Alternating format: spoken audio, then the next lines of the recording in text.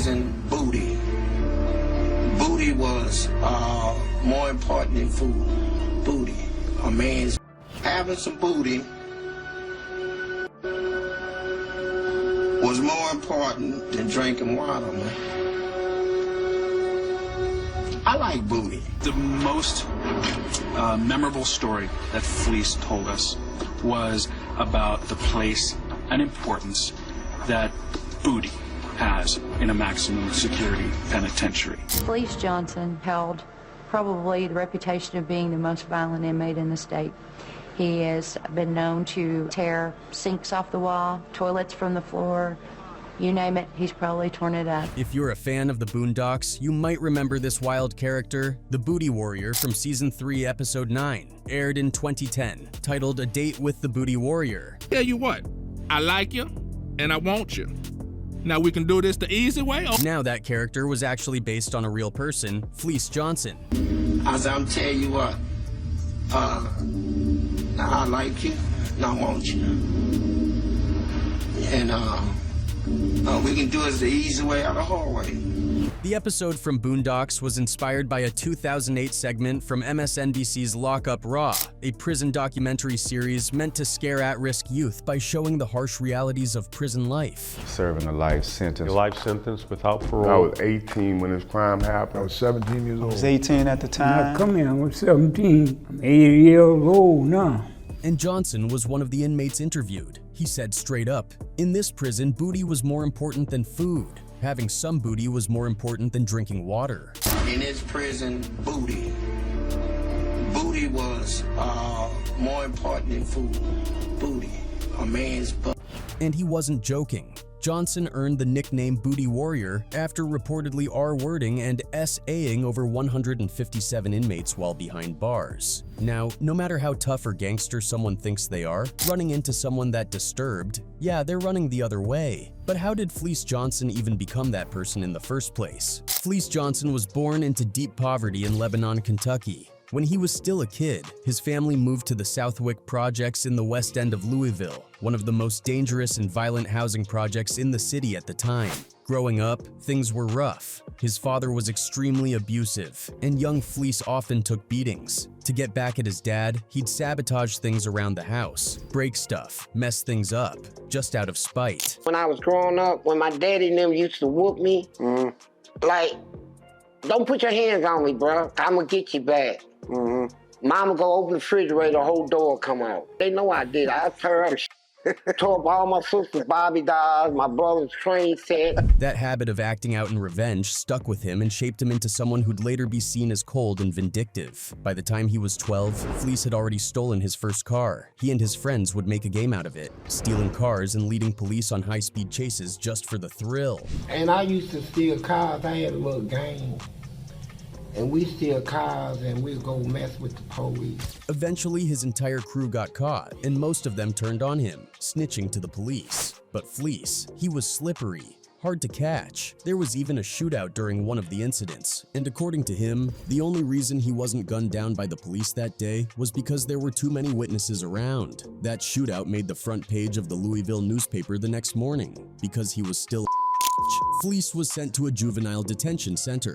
His father showed up at the station the very next day, but that didn't slow him down. By age 13, Fleece was already carrying nickel-plated .45s. He used them to rob street craps games, dope dealers, and even By the time he turned 14, he had a reputation in Louisville as a young thug who wasn't afraid of anyone, not even the cops. When Fleece was finally caught at 15, he had racked up charges for 16 robberies, 8 shootings, and a car theft. He was such a problem that the courts decided to send him straight to adult prison, even though there was a law in place that was supposed to protect juveniles from being locked up with grown men. He took a 12-year plea deal and was first sent to Grange Reformatory. Even though he had 2 brothers, cousins, and friends already doing time there, he was still scared. It didn't take long for trouble to find him. Inside, he ran into guys he had robbed back on the streets, and fights broke out regularly. But then something changed. Fleece noticed that every time he went to shower, someone would follow him and just stand there watching. I'm in the shower, and I picked up on it, and he was over rubbing his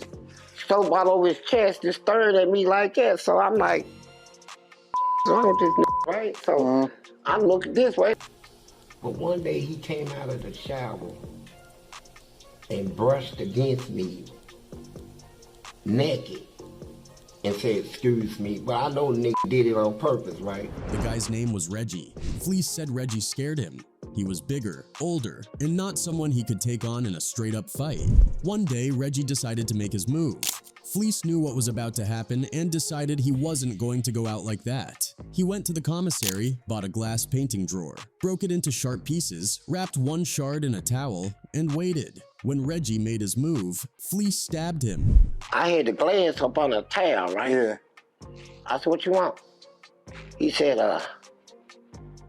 "Can you, he said, when I do my hair like that, can you put a rubber band on there?" I said, "No." Man, I stabbed at it. I cut him with that thing.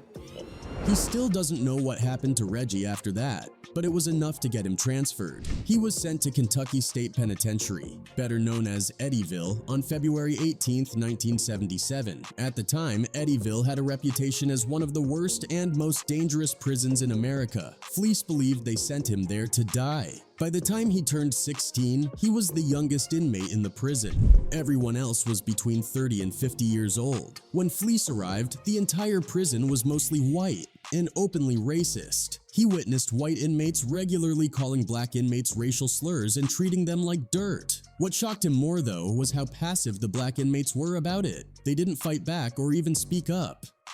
But what really turned his head was the prison culture he'd never seen before. He saw men being intimate with each other openly and even dressing up in women's lingerie. At Eddieville, the men who dressed like women weren't just tolerated, they were powerful. Some of them were married to high-ranking inmates, and you had to address them with respect, calling them miss or ma'am. Mess that up, and it could cost you your life. There were even strange unwritten rules in the prison. One of the more bizarre ones, you weren't supposed to eat cheese. If you did, people would call you a rat. Fleece, being who he was, didn't care. He walked right up to the cafeteria counter and asked for cheese anyway. He said if he was going to be called anything, he might as well give them a reason. So when I get at the table, dude I knew, he said, "Man, get that off your tray, bro. They gonna think you're a rat." I said, "Who?" He said, "Man, don't nobody eat." I said, "Man, I don't care. I'm gonna eat it, right?" After Fleece boldly asked for cheese in the prison cafeteria, something considered an unspoken no-no in Eddieville, 4 tough white inmates started calling him a rat across the lunchroom. Fleece didn't waste a second. He marched straight over to their table and flipped it over, starting a brawl right there on the spot. So when I heard the word rat, and I looked and found the table that it was coming from, it was about 4 of them real tough white guys. I went over and mopped that table, bro, went to the hole. Of course, that stunt landed him in the hole, but in a twisted way. It earned him respect. When he got out of solitary, an older black inmate approached him. The man said he admired what Fleece had done, that he was the first black man he'd seen in there who wasn't afraid to stand up to white inmates. As a show of respect, he handed Fleece a butcher knife, telling him to keep it for protection. And it wasn't long before Fleece needed it. He spotted the same group of white guys he'd fought with heading his way. Thinking they were coming for revenge, Fleece decided he'd get the jump on them first. He charged straight at them, ready to throw down.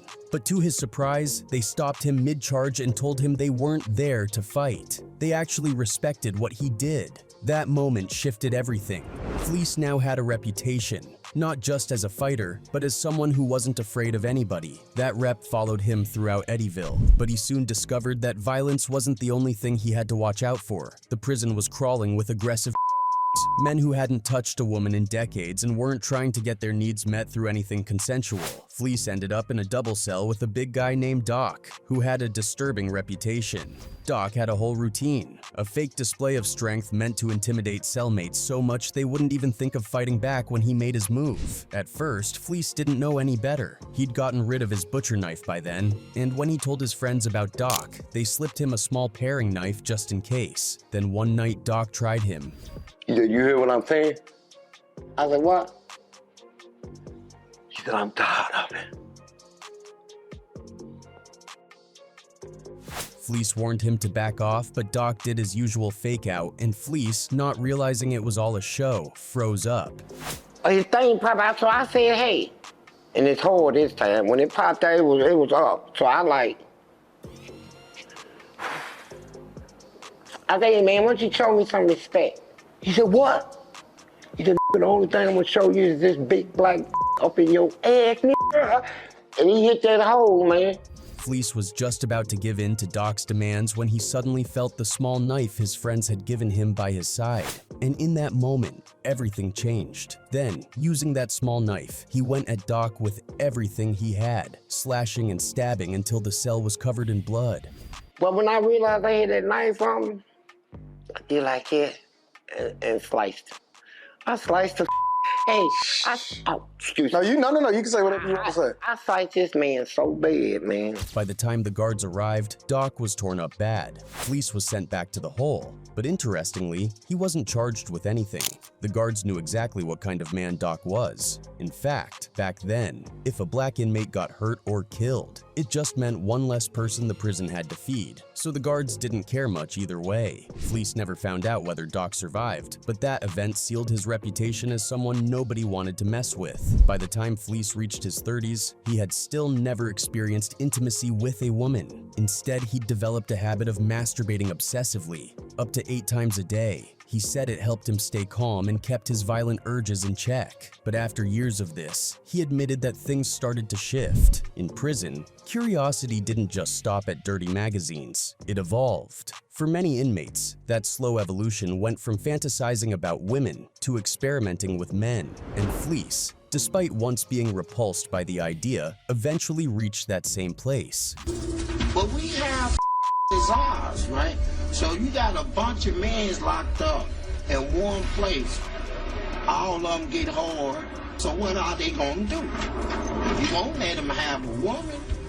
They gonna have each of somebody's gonna have to give us some booty. And it's just that simple. He claims he wasn't gay when he first got locked up and had zero interest in men. But after spending most of his life behind bars, he said you start to see things differently. One day, a new inmate showed up at Eddieville, and Fleece took a liking to him. I could see him from the back, like, God damn.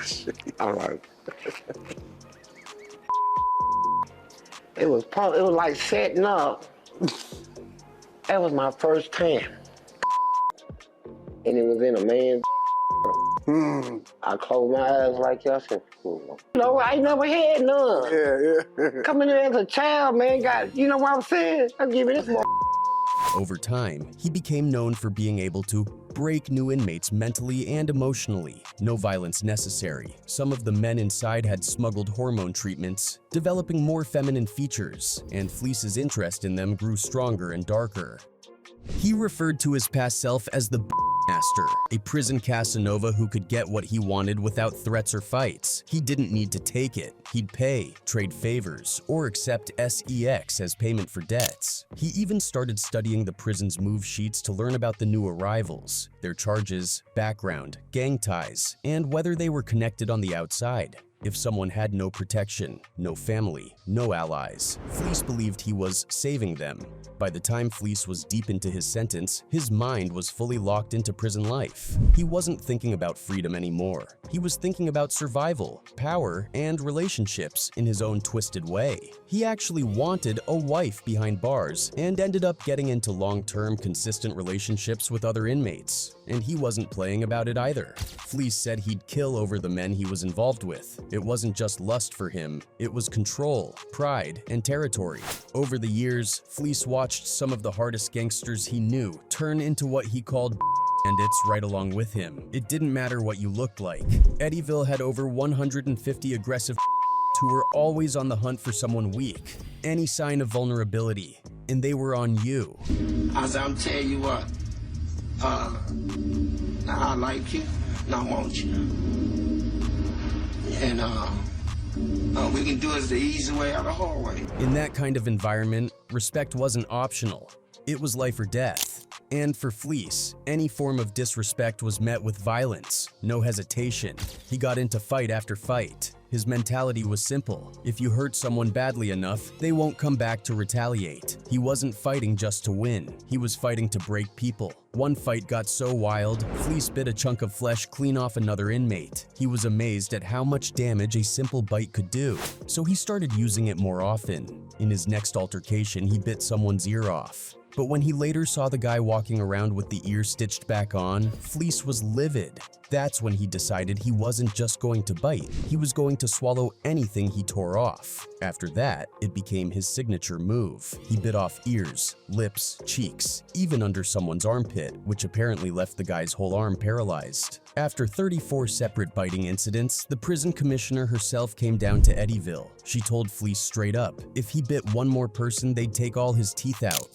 She said, well, I'm just telling you that you got 34 bites. Damn. And I'm talking about, I done bit them up here, took all this off. They can't give it back. Mother took their top lips off. And you swallowed it. They carry around like this, no lip. Yeah, I swallowed it. But Fleece didn't care. He bit 2 more people, and that was that. They sedated him and took him to the hospital. When he woke up, all his teeth were gone, surgically removed, and his gums were sewn shut. To this day, Fleece isn't legally allowed to have teeth or even get dentures. The state considers his mouth a lethal weapon, but the violence didn't stop there. Fleece's constant fighting and violent behavior led to dozens of stints in solitary. The more brutal the injury he caused, the more likely it was that he'd get hauled into court and slapped with more years. One time, after a fellow inmate threw a cup of piss on him, Fleece beat the guy so badly that he got an additional 3 years added to his sentence. At some point, Fleece decided that freedom wasn't even on his radar anymore. He accepted he'd probably never get out, and from then on, he fought like someone who had absolutely nothing to lose. He didn't just go at inmates, he fought the guards too. He was infamous for weaponizing his own feces, either throwing it or building weird contraptions to shoot it at whoever crossed him. He claimed he'd been maced and tased over 500 times during his bid. He said he'd been waterboarded, tortured, and once had a full can of mace emptied directly into his rectum, but none of it broke him. Fleece says he was the only inmate brave or crazy enough to stand up to the prison staff at Eddieville, and because of that, he spent most of his time in the hole. But even down there, he was a problem. He once claimed that his defiance alone was costing the Kentucky prison system over $1 million a year. He even destroyed the prison's electric chair, causing $650,000 worth of damage. It made the local news. In response, the state built a destruction-proof cell at North Point Training Center just to contain him. But even that didn't stop him. They stripped him naked and left him like that for 8 months. No clothes, no blanket, no mattress, nothing. Just concrete and cold steel. And still, he went to war with the cell itself, clawing at the door, tearing at the walls, doing damage however he could. Fleece Johnson held probably the reputation of being the most violent inmate in the state. He has been known to tear sinks off the wall, toilets from the floor, you name it, he's probably torn it up. Eventually, the guards dragged him, still naked, into the warden's office. And then the warden fired a warning shot from his gun to show Fleece he wasn't bluffing. Then he gave Fleece back all his stuff, even gave him $115 in commissary credit, but not before looking him in the eye and warning him, if you act up again, I'll shoot you myself. Naturally, Fleece didn't take that too seriously.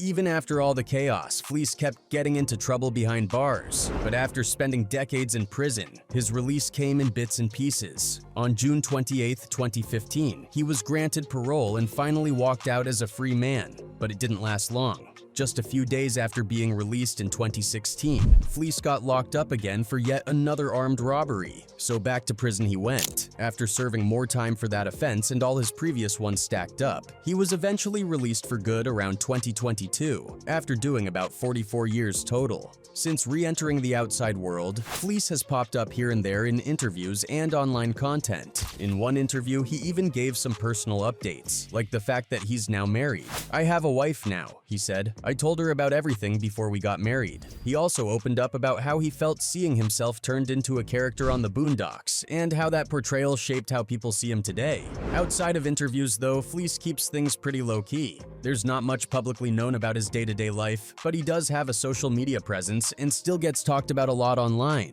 His nickname, the Booty Warrior, lives on as a part of internet culture, even years after his last prison stint.